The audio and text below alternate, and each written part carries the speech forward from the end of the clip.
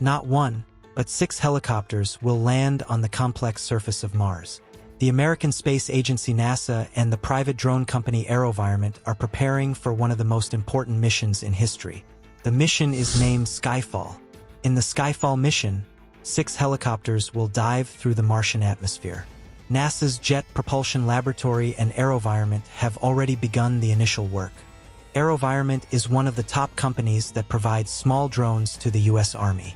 The unmanned aerial vehicle, UAV Skyfall, as its name suggests, will release 6 helicopters onto the Martian surface.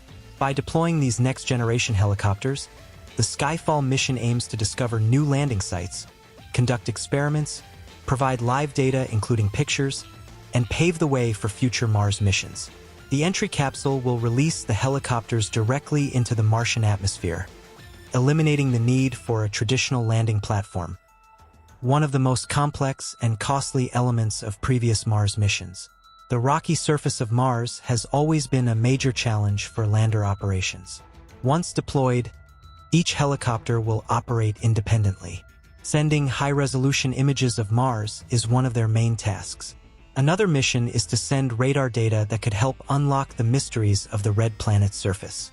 This information will be invaluable for future manned missions to Mars. AeroVironment claims that the Skyfall mission will be the most cost-efficient and will use the fastest technology ever applied in a Mars mission.